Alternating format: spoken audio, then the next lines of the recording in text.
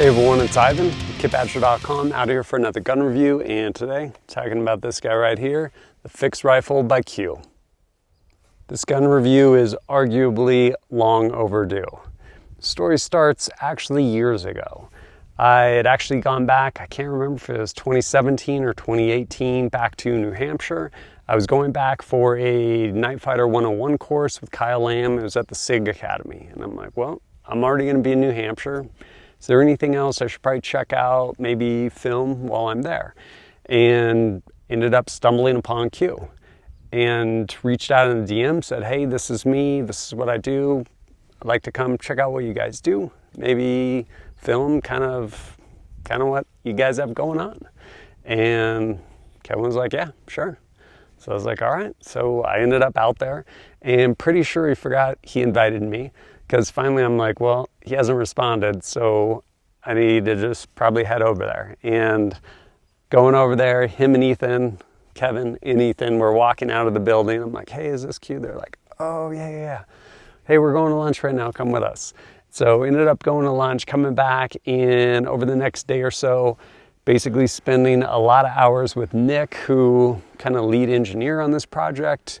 This is his baby, and he walked me through and filmed the deep dive on the fix by Q. Amazing series of videos going into all the nuances that make this thing unique and special. And since then, I eventually got my very own fix and eventually put a lot of rounds through it. And here I am to tell you about that. I've been really fortunate to go back to Q in New Hampshire and actually build a number of guns at their build days. Basically where you get to go and go through with the engineers, they walk you through, and you actually get to build your gun, which is pretty amazing. Ended up building my Honey Badger, my Sugar Weasel, as well as my Mini Fix. And I had all those long before I had this.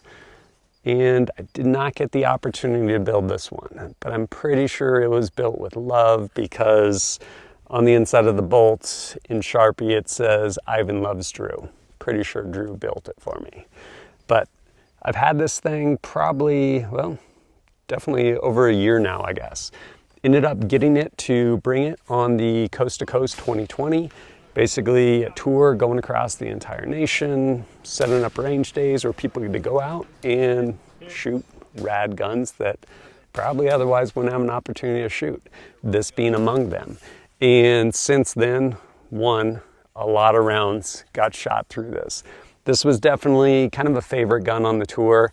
There was usually a line, in part because you pick up one of the like kind of sub guns or something like that, you shoot out at the steel, like, all right, cool. But then you pick up something with a magnified optic and you're like, how far can I stretch this out? So it was kind of a bottleneck, but people loved it. People got to shoot it a lot. I didn't even really get to shoot it that much, other than like zeroing it, making sure it's good to go for the tour. But then fast forward, I've got to put a lot of rounds through this, and it's been an amazing gun. One of the many amazing attributes of this gun, honestly, is how light it is. Slick, it's like 6.3 pounds. That's really light. And with a really light gun, you're able to, one, just manipulate it, whether you're shooting offhand or kneeling, pretty much any shooting position, things along those lines. And the other thing is you don't end up fatiguing out. This is kind of like a utility catch-all gun at the end of the day. I would say there's definitely a big emphasis towards hunting, because depending on how you hunt, you're going to probably spend a lot more time carrying your gun than you are shooting your gun. And if you're like, hey, I just want to go lay down behind the gun or sit down behind the gun at a bench and shoot holes in paper, this might not be the best option. You'd probably be better served with a giant boat anchor that's really heavy, because then you just get down behind it and super forgiving. I will say lighter guns, arguably more difficult to shoot. More difficult to shoot as good as a comparable heavy gun, because heavy guns are really forgiving. Like, you can be sloppy, like all kinds of things. It doesn't matter, like just pull the trigger, you're good to go. Like a 20-pound sled basically in front of your shoulder. This, yeah, like probably gonna have to earn it. I'm not saying it's necessarily hard, but it's definitely not the same as shooting like a 20-pound bolt gun. I'm not gonna rehash the entire deep dive videos as far as all of the things that make this gun incredible, but I will definitely go over some of the high points. As I mentioned, first and foremost, weight. As much as I say it, until you actually pick one up, like, it's really hard to appreciate. And granted, this optic and mount, like, both of them are like tanks, not very light. These guns with light optics, light mounts, they're really, really light. Like, the gun you're taking into the field is incredibly light. And all the little things, whether it's the AR controls, as far as being able to have that ambi selector, it's actually made by Radian for them, being able to actually have a grip.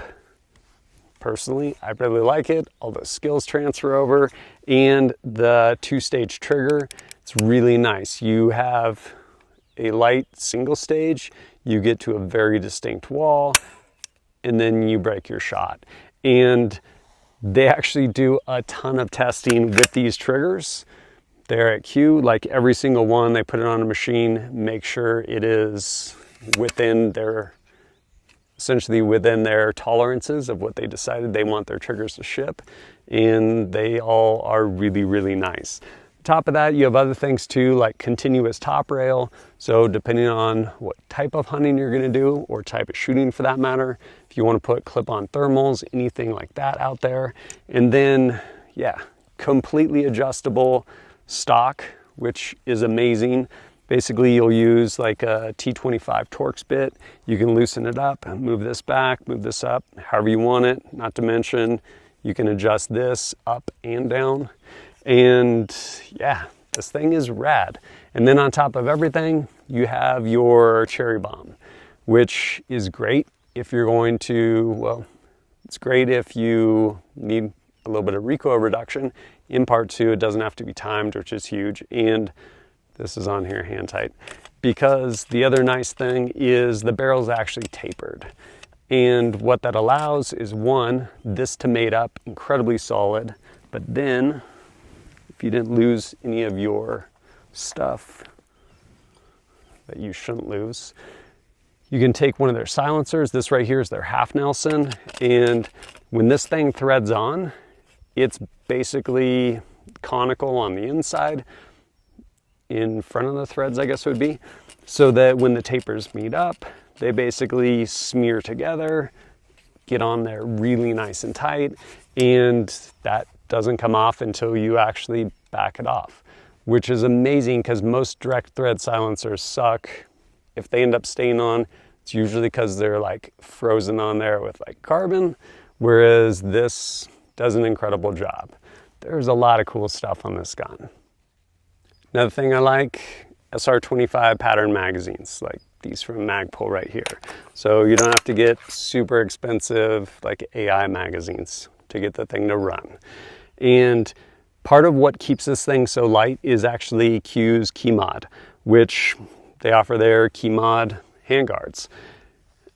It has a lot of space that's cut out, and at the same time, it's able to stay really rigid, in part because they have this continuous top rail that actually gets mounted into it. And the way they're able to do it is with these little pin nuts. And so they're pressed in from behind, crazy machine to actually make that thing happen. But what you end up with is a mounting system that's stronger than key mod or M-LOK, and at the end of the day is also lighter because you've removed less material. But because of the design to include the continuous top rail, is also really, really rigid and strong. Really well thought out. Of course, some people are like, is it a laser beam? Will it shoot a quarter MOA? To which I would respond, are you capable of shooting a quarter MOA? But I ended up taking this thing out there a couple different days. One day with the 6.5 Creedmoor barrel, other day with the 308 barrel. Shot a number of different rounds, 5-shot groups, 100 yards, and yeah, here's what I got. Initially shooting some Hornady 147 grain ELD match. My first group came in at 2.3 MOA. And my second group coming in at 2.1 MOA. Then shooting some ammunition loaded by G9 bullets using that same Hornady ELD match projectile. First group came in at 1.26 MOA. And the second group coming in at 0.85 MOA. Moving over to some Federal non-typical whitetail 140 grain soft point. First group coming in at 1.41 MOA. And my second group with that 140 grain soft point coming in at 1.39 MOA. Next, using some Hornady whitetail 129 grain interlock. First group came in at 1.0 MOA. My second group with a flyer coming in at 1.6 MOA. Without that flyer, basically a solid 1 MOA. Then shooting some Norma 130 grain hollow point boat tail. First group coming in at 2.19 MOA. And my second group coming in at 2.86 MOA. After swapping the barrel over to 308, went back out to the range to do some more shooting. Initially shooting some 150 grain full metal jacket remanufactured from Freedom Munitions. First group coming in at 1.62 MOA. And my second group with that 150 grain full metal jacket coming in at 1.59 MOA.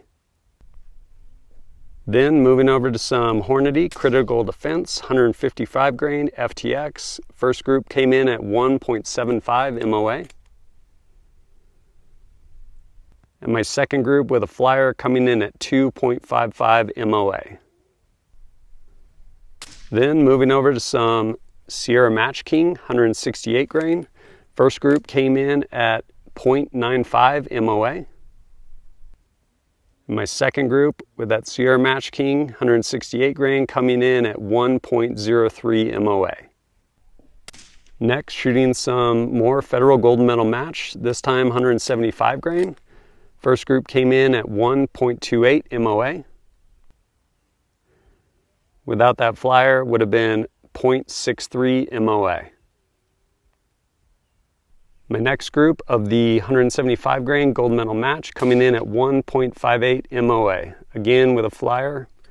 Without that flyer, 0.76 MOA. Last shot always gets ya. Switching over to some Black Hills 168 grain open tip match.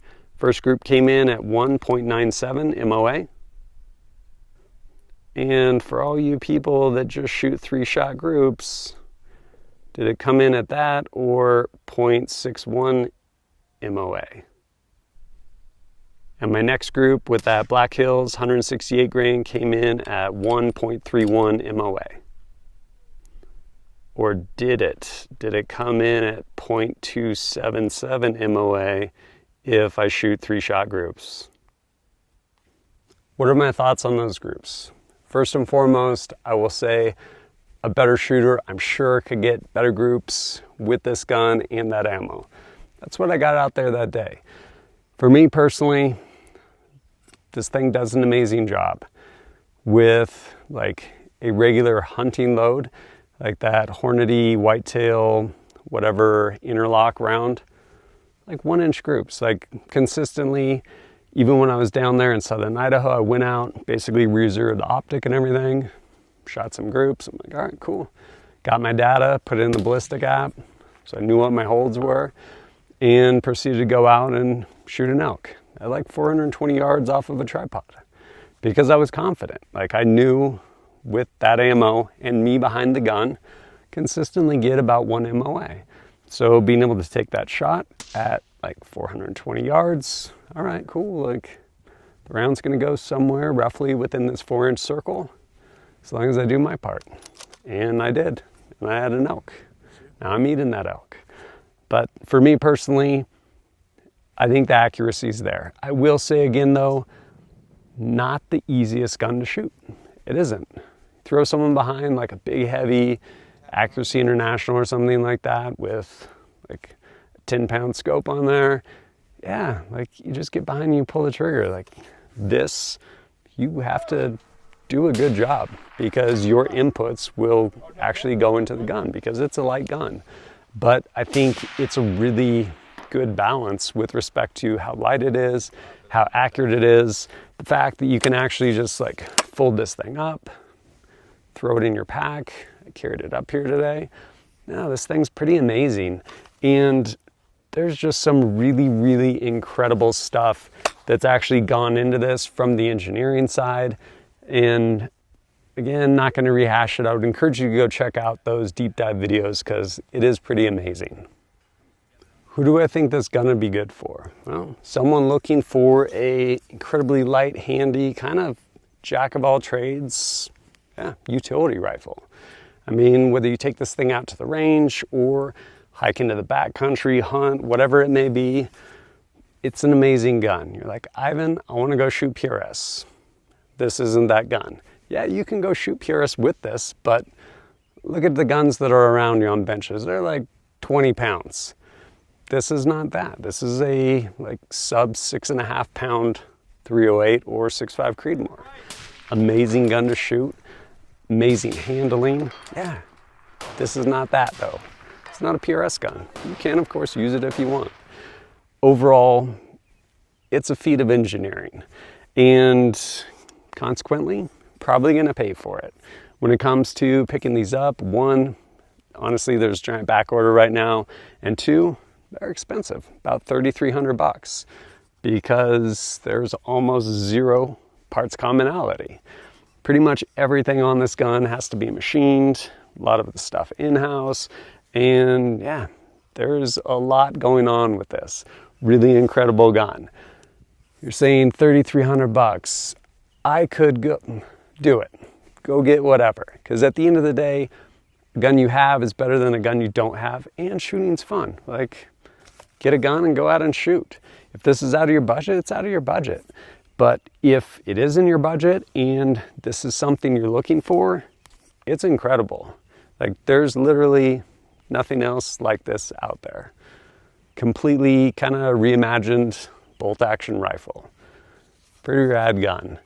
And yeah, like I said, really, really pleased with it. This thing's done an amazing job for me. Even at that shooting class, like shooting XM 80 ball, whatever it was, out to 700 yards, like, thing shoots. And it's a lot of fun. But if you appreciate my content and want to support it, greatly appreciate it. Whether it's liking and sharing videos or supporting me directly through Patreon, helps me go out, create more content for you. And if you have questions for me, probably not going to answer them in the comments, but over on Patreon, we have active Discord. Happy to answer all your questions over there. And as always, thanks for joining us at kitbadger.com. Look forward to seeing you next time.